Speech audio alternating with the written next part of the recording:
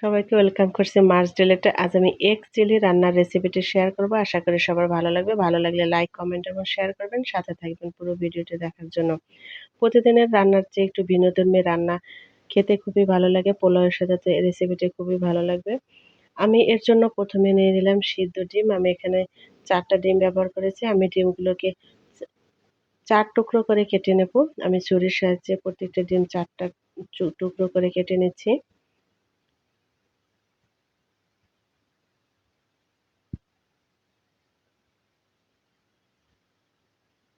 ডিমটা ভালো মতো সিদ্ধ হতে হবে, যাতে কুসুমটা খুব সুন্দর সিদ্ধ থাকে। আমি এরপরে একটি ব্যাটার বানিয়ে নেব। এর জন্য 1 কাপ নিয়ে নিয়েছি ময়দা, সাথে দিয়ে দিলাম স্বাদ মতো লবণ এবং গোলমরিচ গুঁড়া। আমি এবার একটি সামান্য জল দিয়ে একটি ব্যাটার তৈরি করে নেব।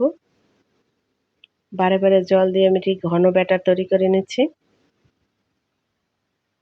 ব্যাটারটা পাতলা হবে না, ঘন হবে। আমি এবার কড়াইতে দিয়ে দিলাম তেল। ভাজার জন্য তেল দিয়ে দিয়েছি। এবার আমি ব্যাটারের ডিম কোট করে আমি এবার তেলে ভেজে নেব।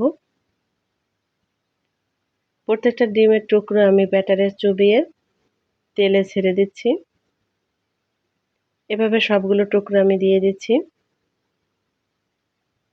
ব্যাটারে ডুবিয়ে আমি তেলে ভেজে নেব। সবগুলো ডিম আমি এভাবে দিয়ে দিয়েছি।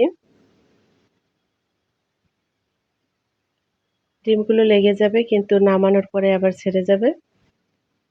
এবার আমি একটি চামচের সাহায্যে একটু ছাড়িয়ে নিচ্ছি। ডিমের এক পাশ হয়ে গিয়েছে। আমি এবার 2 পাশই ভালো মতো ভেজে তুলে নিয়েছি। এবার আমি কড়াই থেকে কিছু পরিমাণ তেল কমিয়ে নিয়েছি। বাকি তেলে আমি দিয়ে দিলাম রসুন কুচি, দিয়ে দেবো আদা কুচি।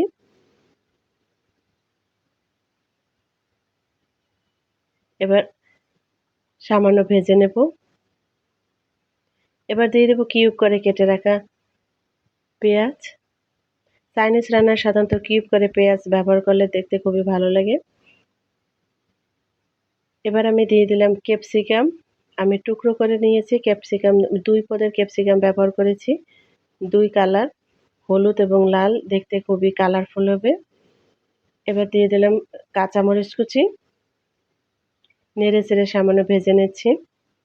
এবার দিয়ে দেব আমি সয়া সস। আমি এখানে 2 চামচের মতো সয়া সস নিয়েছি। এবার দিয়ে দেব টমেটো সস। আমি 2 চামচের মতো টমেটোর সস দিয়ে দিয়েছি। সসগুলোকে আমি ভালো মতো মিশিয়ে নিচ্ছি।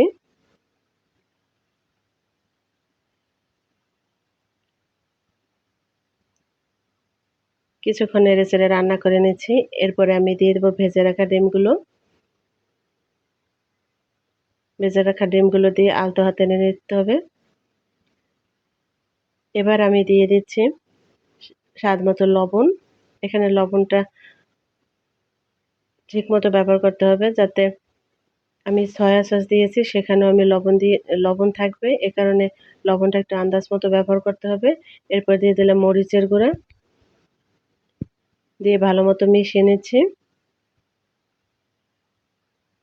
দিয়ে দেবো অল্প পরিমাণে চিলি ফ্লেক্স।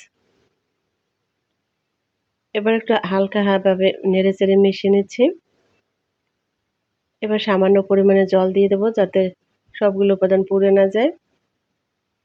জল দিয়ে আবারও নেড়ে দিচ্ছি।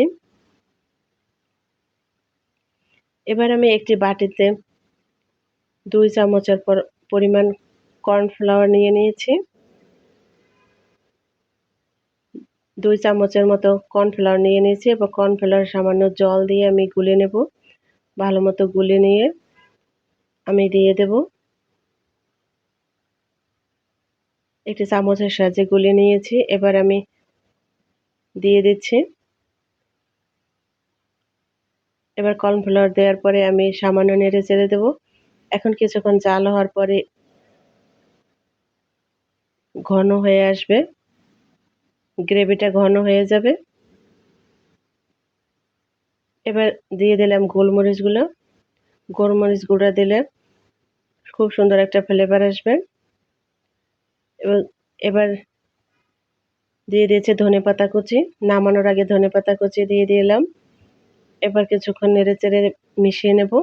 আমার রান্নাটা কমপ্লিট হয়ে গিয়েছে এবং খুব সুন্দর একটা ফ্লেভার বের হয়ে এসেছে। এরকম একটা রেসিপি থাকলে পোলাওয়ের সাথে মাংসের আর দরকার হয় না। আমি নামিয়ে নিয়েছি পরিবেশনের জন্য। দেখতে খুবই ইয়াম্মি হয়েছে এবং খেতেও খুবই ভালো হয়েছে। এরকম একটা রেসিপি থাকলে বাচ্চা বড় সবাই পছন্দ করবে। আশা করি আজকের রেসিপিটি সবার ভালো লেগেছে। এতক্ষণ সাথে থাকার জন্য অসংখ্য ধন্যবাদ। দেখা হবে অন্য কোনো ভিডিওতে। সে পর্যন্ত সবাই ভালো থাকবেন।